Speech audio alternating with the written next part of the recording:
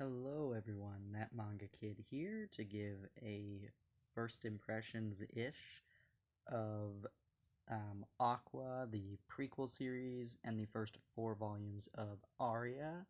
And this is by, it is by Kozue Amano.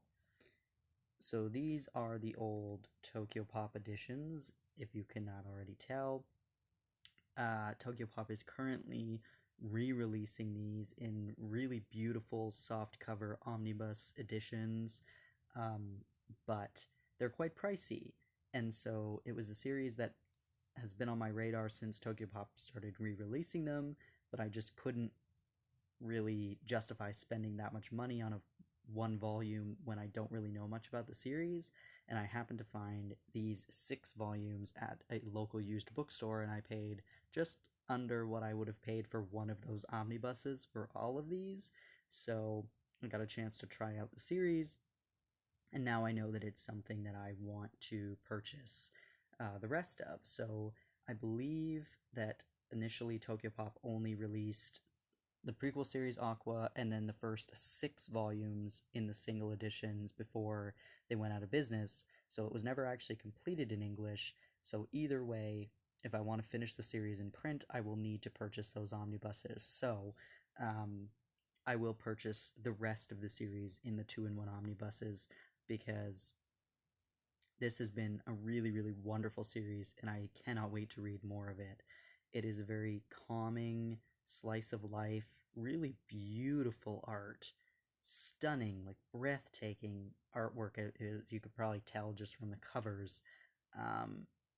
About, I think her name is Akari, is our main character, and basically this is kind of a futuristic story about this girl Akari, who's from Earth, but she is moving to Mars, which is, I believe, called Aqua now because Mars has 90% water on its surface now, and it has been occupied by humans.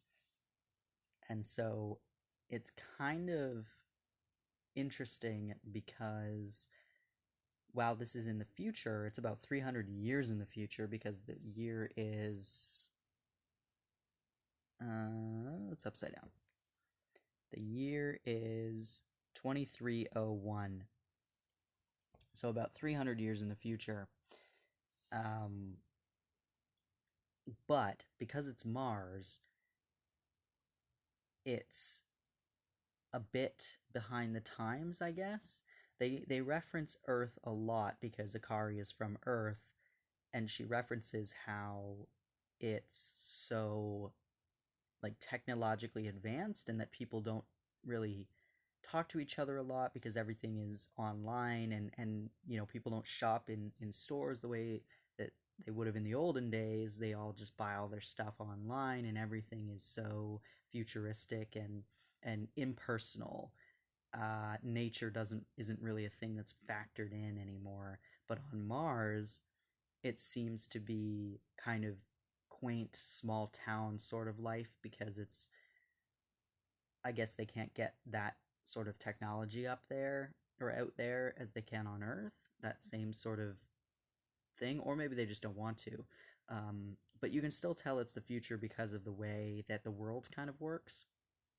And it's very interesting. I enjoy how everything is explained, even though it's very far-fetched and a little convoluted. It is all explained, their world and how everything works, which is quite fun because it just brings you into the world more, and you can really see kind of a full picture of how this world works and exists, and how these people live their lives. And it's a lot of fun. So basically the story is Akari is moving to Mars, to the town of Neo Venezia, I believe it's pronounced, which is basically a replica of Venice in Italy. And she wants to become an Undine. I don't know if that's how you pronounce it. It's spelled Undine. Undine is how I've been pronouncing it. Which is basically they don't call them gondolas, but the gondolas in Italy. the person who steers the gondola and tours tourists around the city, she wants to become an Undine, which is basically that.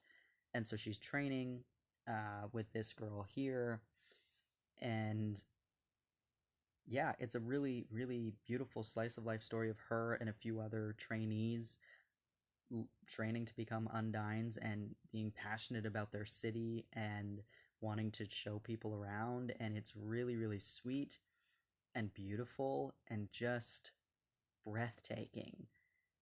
I really, really love the atmosphere. It brought me in to the story so, like, it's just done so well that, you know, when you're reading it, you really feel like you're a part of this world and you really feel like you want to be a part of this world, and it's so relaxing. This would be something that you could read after a long day at work just to unwind a little bit because it's so heartwarming. Um it I think it's rated teen, and I think it says on the back of these volumes like alcohol use and mild nudity, but not mild. Well, this one says includes mild language, but I don't know. It's an appropriate for all ages series. Really, it is really beautifully done. Um, let's see some of the artwork here. This is the beginning. It's a bit, you know. There's a good page. The backgrounds and the just really beautiful architecture and um, because everything's covered in water, it makes for a really beautiful kind of landscape situation. Um, and the art just gets more and more breathtaking as it goes on. Um, yeah, it's a wonderful series.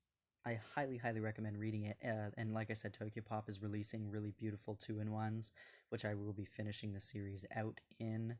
Um, but yeah, if you have not checked out Aqua and Aria, I believe the Tokyopop editions, it doesn't, like, Aqua's technically volume 1 of those omnibuses. It's not called Aqua. They just called it Aria the Masterpiece.